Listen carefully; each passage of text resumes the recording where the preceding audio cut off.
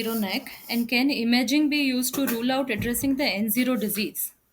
The clinically N0 means both examination findings as well as the imaging findings. However, the clinically N0 neck can also have micrometastases which are not usually picked up on imaging. The data from the SENT trial, after rigorous usage of all the available modalities, they used a CT scan and MRI to rule out neck metastasis. And if the neck node was identified, they did a ultrasound guided FNA from the shown lymph node. And if it came out to be negative, then it was considered N0. Such neck was then addressed by sentinel lymph node biopsy, and there was 23% incidence of occult metastasis, which was encountered.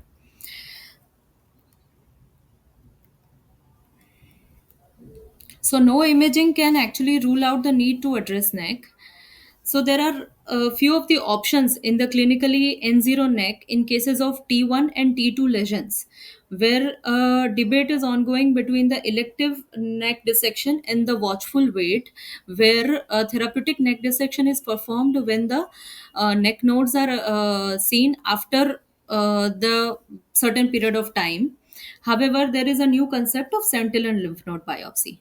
The first two options are actually discussed in a study by De Cruz et al., in which the watchful wait SOS therapeutic neck dissection had the most of the first events which was there after the surgery was nodal. That is, 78% of patients had nodal events in the case where watchful wait was performed, and such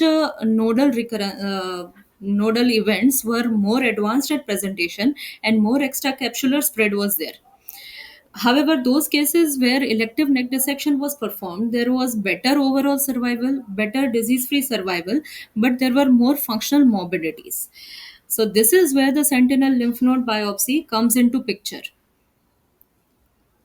We'll try to discuss about the concept of sentinel lymph node biopsy, the procedure, the current NCCN guidelines, the efficacy and whether END can be avoided altogether, and the issues which are there in the sentinel lymph node biopsy in today's era. Sentinel lymph node acts as a gatekeeper lymph node, which means that the tumor first spreads by embolic spread to the sentinel lymph node, then it spreads to the other nodes. If the sentinel lymph node is free of cancer cells, then all other lymph nodes can be presumed to be free of disease.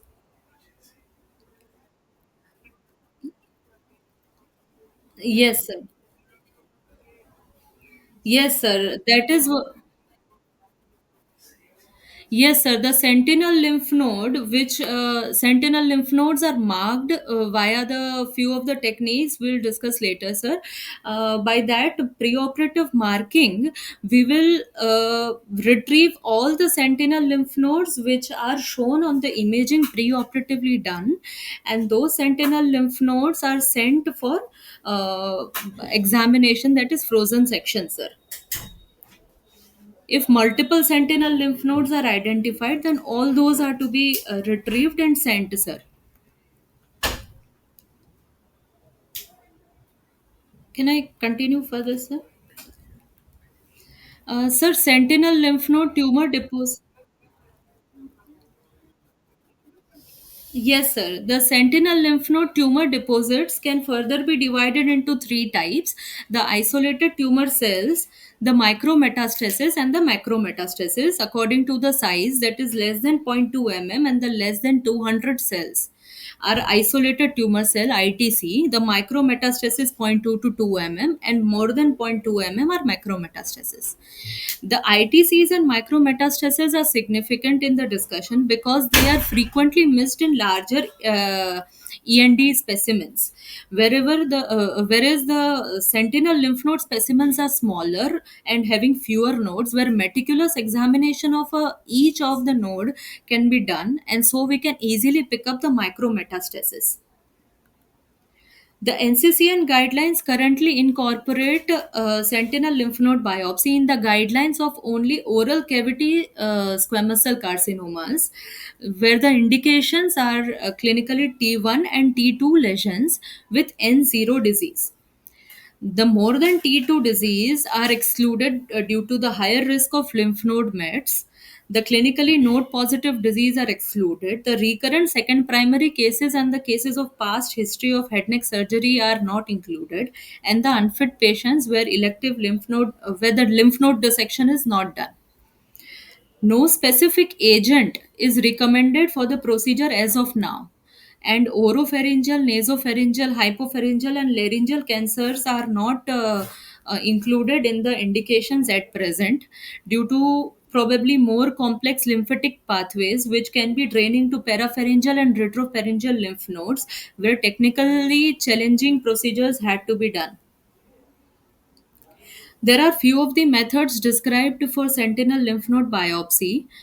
The radio tracer technique is the most commonly studied in the literature at present, and it is the gold standard technique as of now. Here, technetium 99 nanocolloid is injected into the tumor specimen on the four quadrants of the tumor. Uh, and then a lymphoscintigraphy is performed. It is done within 24 hours of the preoperative to the surgery, and then according to the lymphoscintigraphy which is done, the neck nodes which are identified by the radio tracer are marked on the neck. These neck nodes are further confirmed by handheld gamma probe intraoperatively. And then the incision is placed on the exact area where the sentinel lymph nodes are there, and these are retrieved and sent for frozen section. This has a very high sensitivity of more than 95%. However, a specialized equipments are needed, and radiation exposure happens in such cases. Some other methods like blue dye technique, that is methylene blue, is used. In methylene blue dye technique, the dye is injected similarly in the four quadrants in around the tumor, and then by visual confirmation, that is after placing the incision in the neck, we confirm the bluish appearing node in the neck, and then retrieve it and send for.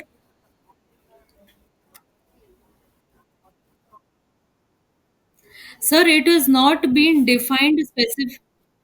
Yes, sir. It is not been defined specifically in any of the literature, sir. Like it had been in breast CA, because of the lack of sufficient studies which have been done on the blue dye, sir. We cannot specifically say that how much concentration is to be used at present for actual improvement of the detection rates, sir.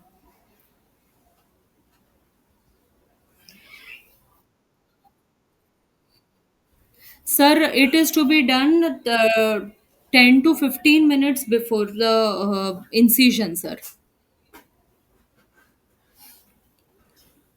Sir, there is a very low detection rate in such cases. The low detection rate is around 70 to 80%, and this might probably be because of the visual confirmation needed. Like in radio tracer technique, where the whole area is scanned and the neck nodes in any of the levels are picked up, the blue dye technique can pick up only the area where we can actually see the node, or where we have put the incision. Like if we have put in the level 1 and 2, how can we see the lymph node which is there in the level 4? And so the low detection rates are to be further studied in by larger trials. The similar side effect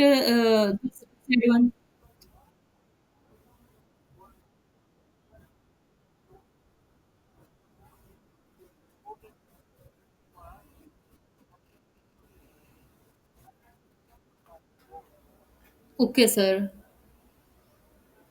Yes, sir. Understood, sir. Sir, similar disadvantage happens with hybrid tracers like indocyanine green dye, where the fluorescence technique is used to pick up the indocyanine green dye which is injected.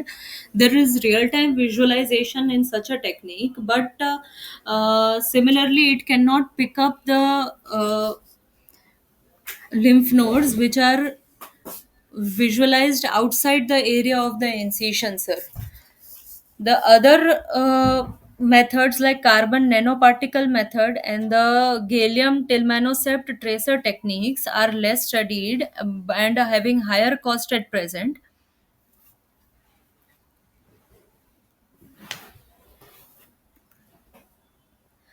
The concept of skip metastasis, that is, normally the lymph node mets follow a defined course. However, there are cases of skip metastasis to the lymph nodes that are present other than the immediate groups.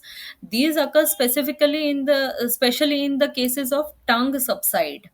There are few studies like Baez et al. In 1997. They described about 15.7% of skip metastasis to level 3 and 4 combined.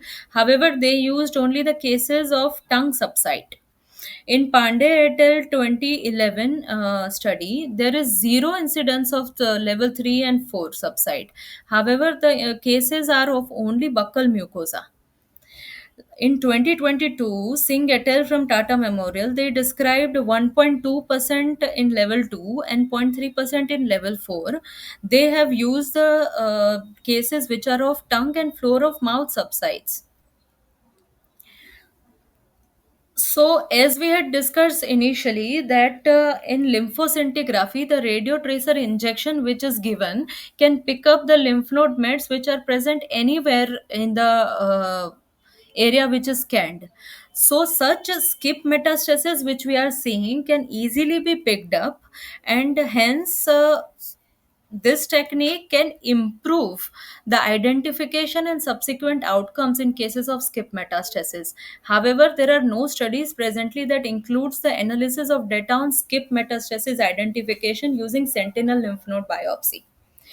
But other methods like blue dye technique, ICG technique, carbon nanoparticle technique, which help us to pick the lymph node only in the area that is accessible and visible, there is less chance, sorry, there is a higher chance of missing the skip metastasis. Uh, we need more research on this at present. One trial, that is SENT trial, Sentinel European Node trial, that is published in 2015. They included 415 patients from 14 centers of Europe. They aimed to assess whether sentinel node biopsy is a safe and reliable therapeutic technique in T1, T2, N0 oral squamous cell cancer. The endpoints were lymph node identification rate, false negative rate, and disease free survival rate. The intervention group had primary resection with sentinel lymph node biopsy, but they did not use any comparator group.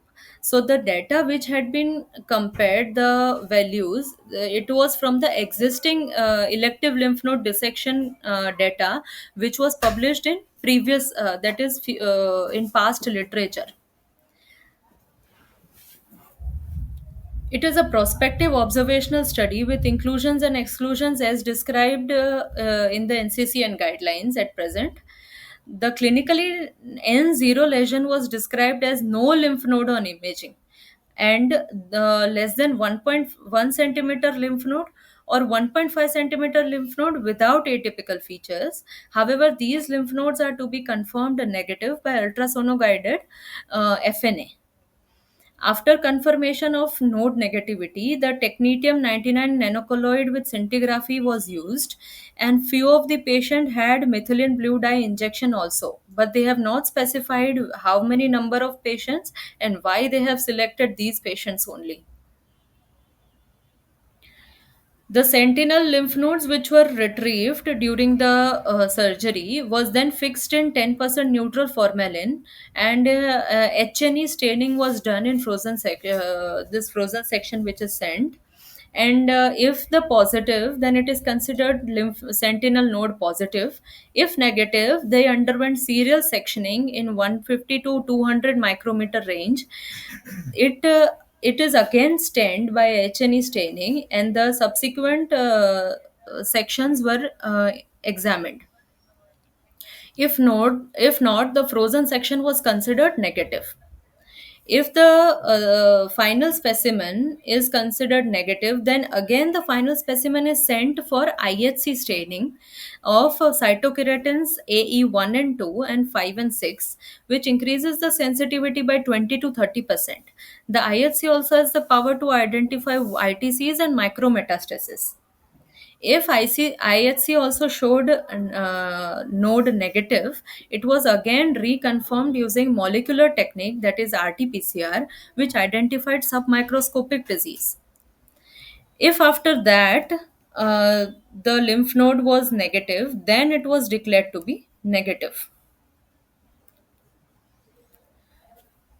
So any T1, T2, N0 lesion, primary resection with SLNB was done. If there was unsuccessful localization, that is, as sir said, if a tumor is full of necrotic material, then the dye or the fluorescence could not go there, then it was considered as unsuccessful localization. In such cases, elective lymph node dissection was done. If frozen section positive, then completion neck dissection was done in the same sitting. If frozen was declared negative, then HP final HP was done. If in final HP the node negative, then it was observed. If in final HP macrometastasis was present, completion neck dissection was done in second sitting. If micrometastasis was present, Ji sir.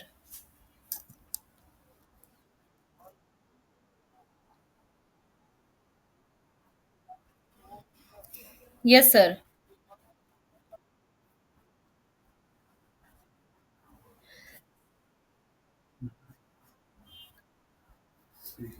Sir, only the HNE staining and the serial sectioning followed by HNE staining was done. That is, the first two components are to be followed during the frozen section, sir. The IHC and the molecular techniques were used only in the final HPE part, sir, not during the frozen section waiting area, waiting time period, sir.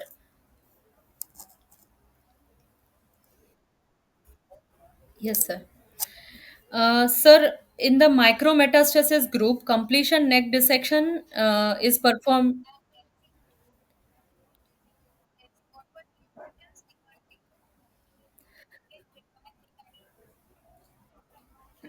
Uh, Ma'am, I did not hear the question completely, ma'am.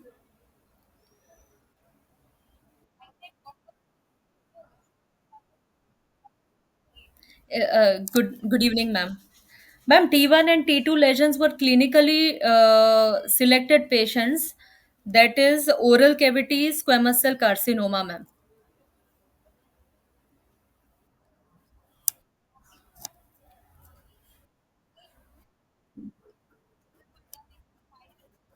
Yes, ma'am. The first two part was done in the frozen section, and the rest two parts were done in the final histopathology, ma'am. If ITCs were identified, that is isolated tumor cells, the observation or completion neck dissection in the second sitting can be options. The high risk features decides the completion neck dissection is to be done or not. The high risk features are LVI positive, PNI positive, ENE positive, close margins are there. If WPOI is more than is 4 or 5, or depth of invasion is more than 10 mm, or the primary tumor comes out to be T3 or T4 in the final HP. The 480 recruited patients of the SENT trial, 65 were excluded due to protocol breach. It also included the one patient with unsuccessful localization. The positive SN this sorry the sentinel node negative patients, that is 321, that is 77% of them only 14%, that is 15 patients, developed cervical metastasis later on in their life, in the follow up period. In the sentinel node positive patients, that is 23%, that is 94 patients, uh, they were classified as ITCs in 12 patients, micrometastasis in 36 patients, and macrometastasis in 27 patients. So, according to this, the occult metastasis, which was not picked up in the preoperative imaging, was identified in 109 patients. That is, in the sentinel node positive patients and the patients which are been missed in the sentinel node biopsy, that is the 15 patients. That was 26%. This comes, the sensitivity comes out to be 86%, that is the 94 patients out of the 109 patients. The negative predictive value, that is the 321 patients minus 15 patients, comes out to be 95.3%, and the false negative ratio comes out to be 13%. The laterality of tumor and the lymph node drainage was elaborated in this trial, where out of 415 patients which underwent final sentinel lymph node biopsy, the midline tumors were 46 patients and lateral tumors were 369 patients. Usually, in midline tumors, we do bilateral neck dissection. However, in this trial, the bilateral drainage was present in 34 patients and unilateral drainage was present in 12 patients. Out of this, 8 patients were actually node positive in the pathology. So, these 12 patients would have undergone unnecessary bilateral neck dissection if we would not have used sentinel lymph node biopsy. Similarly, in lateral tumors, we usually do ipsilateral neck dissection. So, here in this study, the ipsilateral drainage was present in 320 patients, bilateral drainage was present in 40 patients, and contralateral drainage was present in 9 patients, out of which the positivity was 71 out of 320, 2 out of 40, and 5 out of 9. So, 5 plus 2, 7 patients would have underwent unilateral neck dissection only. So we would have missed these 7 necks if we would have not done the sentinel node biopsy. So the primary objective of the study was to prove that sentinel lymph node biopsy is safe, which is confirmed by the disease-free survival rate of 92% at 3 years. The secondary objective was the sentinel lymph node biopsy is effective diagnostic test, which was confirmed by the sensitivity as 86%, FNR of 14%, and the identification of unexpected contralateral mets, that is these number of patients, that is 6%. The ancillary advantages which were identified were that elective neck dissection, which would have been performed if not sentinel lymph node biopsy, was prevented in 71% of patients. The identification of unexpected contralateral mets, as we discussed, in 6%. We prevented unnecessary bilateral neck dissection in 14%, and ITCs were identified in 16%, which would have missed in larger END specimens. The limitations of this trial were that the blues dye study was used in some of the patients. However, the number, method, or the selection criteria was not specified. There was no mention of post-operative variation in management, that is the adjuvant therapy protocol, or the implications of pathological T staging of the tumor on the final outcome. The variation in false negative rate and the sensitivities by tumor location was not mentioned for all sites, as well as the dye study group outcomes was not specified separately. The follow-up data was also not mentioned serially. There was only a vague description of the outcomes. The tumor characteristic, the demographics were described, was the confounding in outcomes by these characteristics were not defined separately. The subsites of the included groups, yes, ma'am.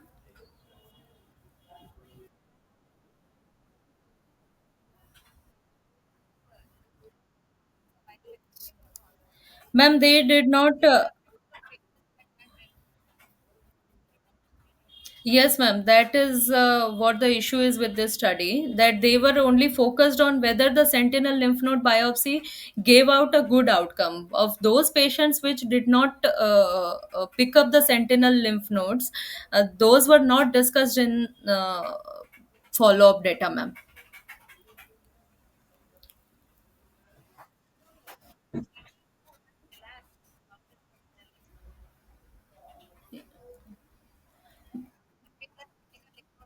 Yes, ma'am.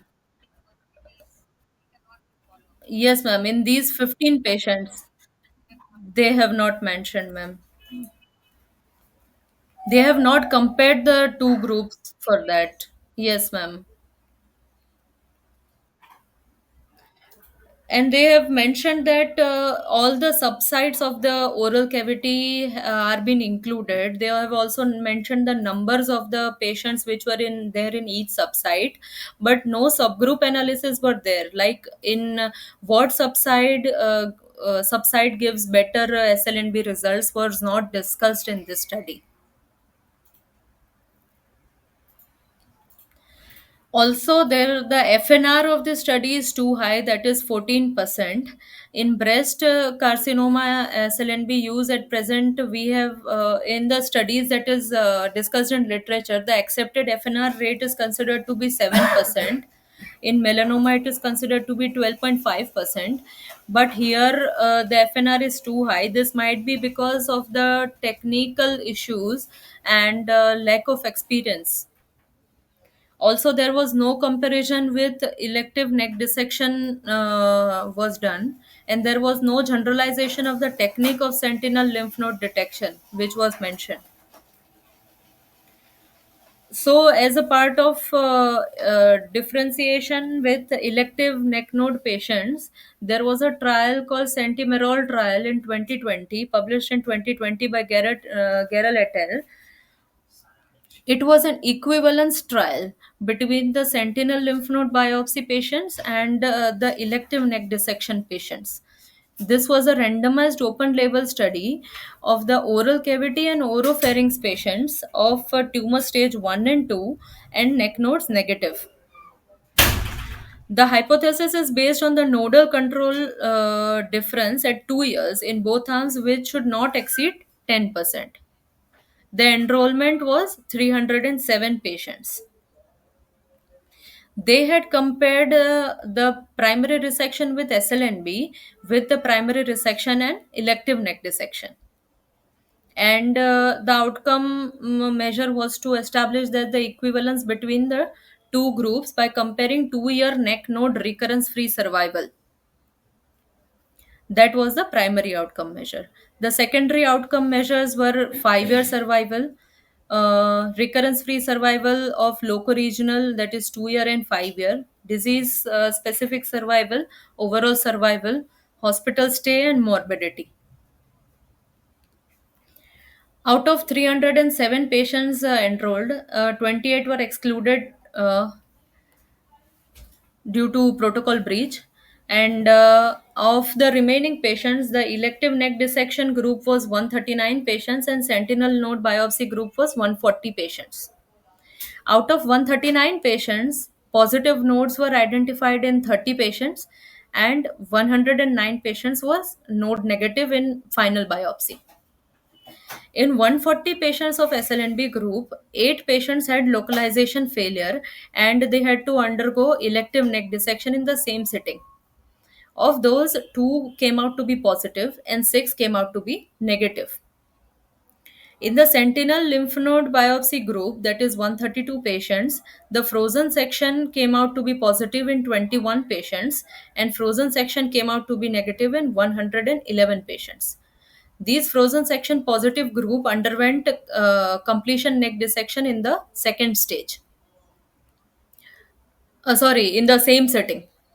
And in the frozen section node negative patient, that is 111 patients, the final biopsy was sent for IHC and molecular studies. And 12 patients came out to be positive, and completion neck dissection was done in second stage. And 99 patients was finally node negative. So, of the frozen positive neck, the final biopsy was positive. Frozen positive neck, the final biopsy was positive in 21 patients. So, all of the 21 patients was positive. This shows that the positive predictive value is 100% by the selective sentinel lymph node biopsy. The frozen negative group, the positive biopsy was identified in 12 patients in the final biopsy, and rest of them, that is 99 patients, were negative. So the negative predictive value comes out to be 89%. The sensitivity of the sentinel lymph node biopsy frozen section was 63%, and the specificity came out to be 100%. Of the lymph node recurrence rates, that is, in this chart we have seen that END group 30 patients were positive. The recurrence in these patients were in only 3 patients. Out of negative patients, that is 109 patients, the recurrence was in 11 patients. The localization failure group, each one, that is positive and negative group, had one patient each in the recurrence. The sentinel lymph node biopsy group, where completion neck dissection was done in same sitting, the recurrence was in 2 patients. The completion neck dissection done in second sitting, the recurrence was in 1 patient. And in final negative patients, that is 99 patients, recurrence was in 8 patients. There's 14 patients of elective lymph node dissection, and out of the sentinel lymph node dissection, that is 140 patients, 13 patients, that is a comparative recurrence rate, comparable recurrence rates were seen. The p value came out to be 0.82.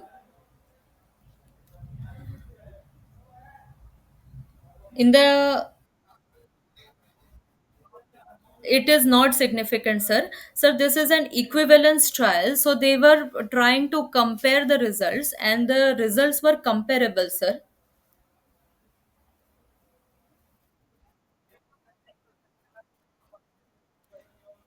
Yeah, the recurrence rate, the recurrence.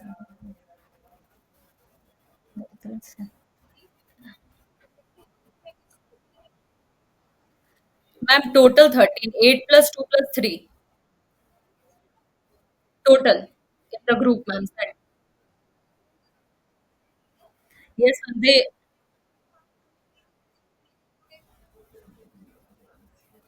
ma'am, because the sentinel lymph node biopsy was done, they had compared the groups, these two groups, ma'am, the overall groups, ma'am. Because in,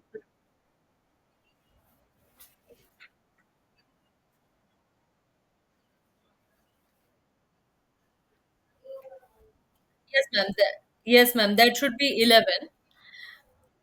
But they have probably, I'm not so sure, but they had probably included these 8 patients also, because this is a real life scenario. Because in real our practice also, the localization failure might occur.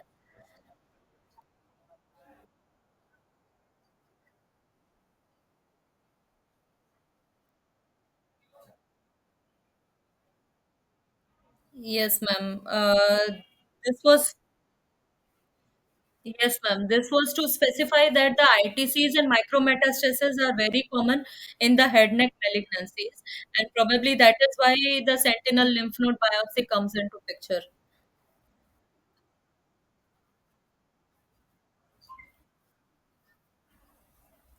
The recurrence free survival in the neck at 2 year and at 5 year were there was no significant difference in between the two END and SLNB groups.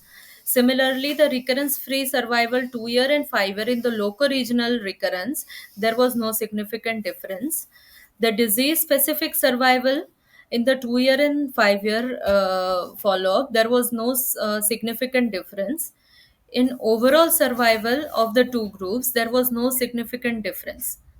The significant difference was present in the mean hospital stay in the lesser number of days in the sentinel lymph node biopsy group.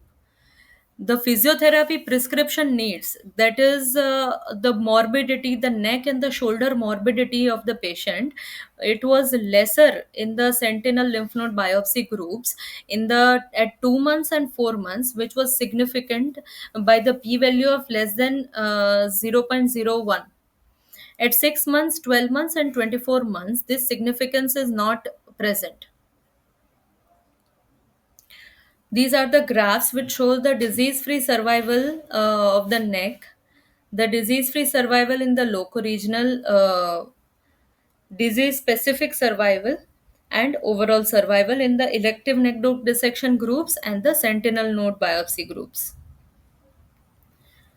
The strengths of this trial seem to be the randomized, multicentric trial. They have a very representative population in our real life population. The follow up was good enough, 5 years. However, the adjuvant therapy that was given, they have mentioned that it was given according to the institutional protocol. They had included 14 centers.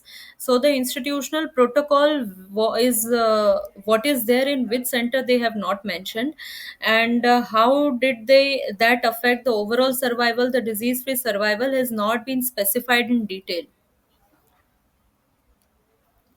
The details on the technique and quantity of radiotracer injection and the as well as the scintigraphy technicalities are missing. There is no functional evaluation done at the baseline. The tentative sentinel lymph node biopsy drawbacks that are to be specified in detail are not mentioned at all. There was no interim analysis was done. There are some other trials which are done in the view of sentinel lymph node biopsy. The Broglie et al. In 2011 did an observational study of 51 patients of oral cavity squamous cell carcinoma. They compared with the elective lymph node dissection group. Here, the sentinel lymph node detection rate was 99%, the negative predictive value was 90%, sensitivity was 92%, and specificity was 98%. They also specifically mentioned that overall survival was not significant between the sentinel node positive and the node negative groups. However, the details of these two groups and why the overall survival was not significant was not mentioned at all. The number was also too less. Similarly, by Sundaram et al. In 2019 mentioned a randomized prospective trial of 48 patients. They also mentioned T3 lesions in the group. The comparator was of the elective lymph node dissection group. Here, the sentinel lymph node detection rate was 94.3%, negative predictive value of 98%, specificity of 88%, and the specificity of 100%. They mentioned that the unwarranted neck dissections in elective lymph node group was 73% as compared to the group of sentinel lymph node biopsy. Another non inferiority trial, which was randomized and multicentric, was by Hasegawa et al. In 2021. They included 137 patients and compared them to elective neck dissection groups with a sentinel lymph node detection rate of 98.5%. The negative predictive value was 98.8%, sensitivity and specificity of 95 and 96 respectively. The p value for non inferiority of overall survival was less than 0.001%, which was significant. In a prospective interventional non randomized trial by Abdul Razak et al. In 2022, 60 patients were included. What they did was they did sentinel lymph node biopsy first in all the 60 patients, and then all of those patients, whether they are positive or negative, underwent elective lymph node dissection. Then the sentinel lymph node biopsy group was compared with the elective lymph node dissection histopathology. So all the 60 patients were compared to themselves. The sentinel lymph node detection was done in 98 patients. The specificity mentioned was 100%. The negative predictive value was 97%. In the recent 2024 Fang et al. Trial, it was non-randomized prospective interventional trial of 206 patients. Similarly, they did sentinel lymph node biopsy and then elective lymph node dissection in all of those patients. 98.5% sentinel lymph node detection rate was there with negative predictive value of 95%. The sensitivity was 91% and specificity of 100%. They also did a subgroup analysis where the completion neck dissection after positive sentinel lymph node can be avoided. They have mentioned that completion lymph node detection can be avoided in those patients where the depth of invasion was less than or equal to 4 of the tumor and only one sentinel lymph node was positive. And these all trials used. Yes, yes, ma'am.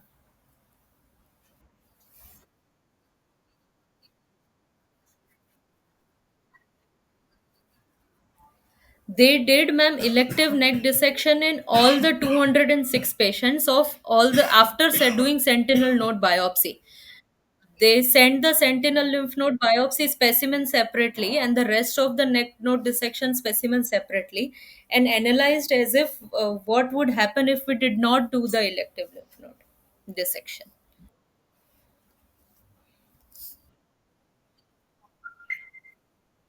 Yes, ma'am, there are so many issues related to the current use of sentinel lymph node biopsy. First of all, none of these trials have described that what are the adequate number of lymph node to be retrieved for the sentinel lymph node biopsy to get a better outcome. Also, the cost effectivity of the radio tracer techniques, that is the lymphoscintigraphy, the availability of lymphoscintigraphy, the radio tracer availability itself is cumbersome, and those are not available in all the centers.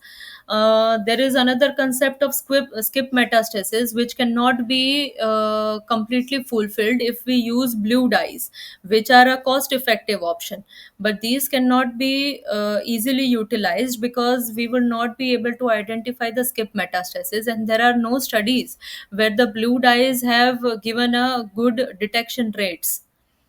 And also the non-oral cavity head and neck SCCs are not described in most of the studies, as the technical difficulty of infiltrating the dye around the tumor will be there, and there would be more pathways going up to the hypopharyngeal and parapharyngeal spaces where the sentinel lymph node dissection will be difficult.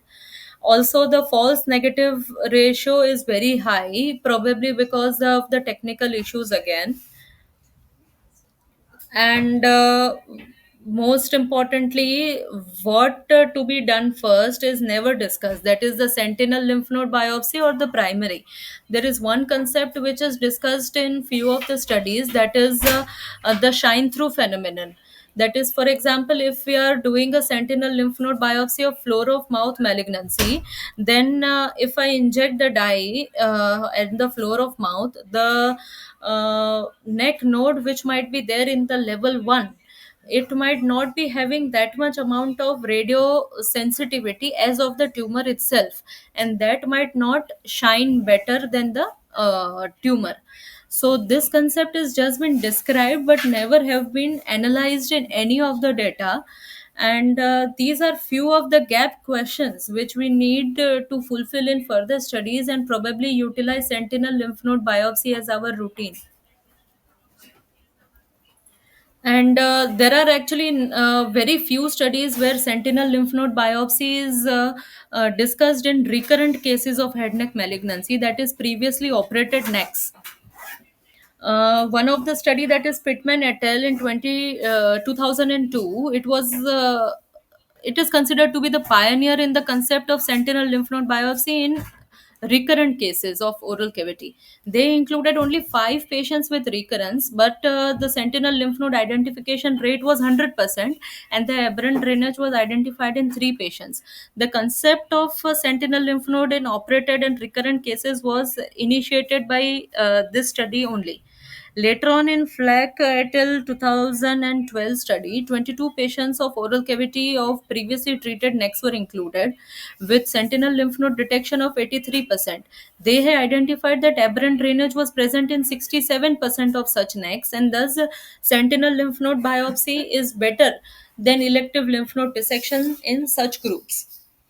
Similarly, Del2 Metal in 2019 included 43 patients of oral cavity and oropharyngeal SCC, where sentinel lymph node detection was 87% and aberrant drainage was identified in 30%.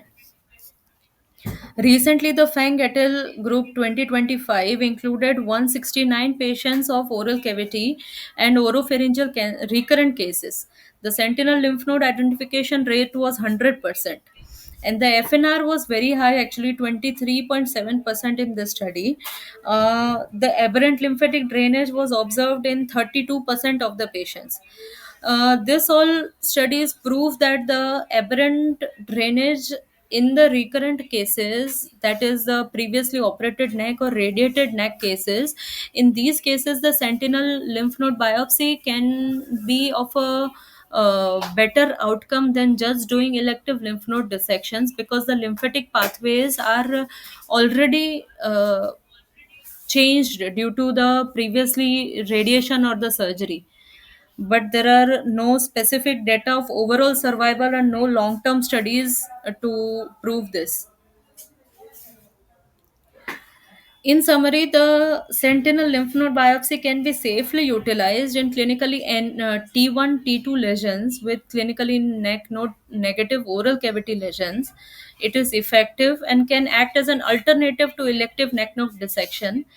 However, further studies are to be done to generalize the technique of sentinel lymph node biopsy, and we can also consider recurrent cases for further research for our routine practice.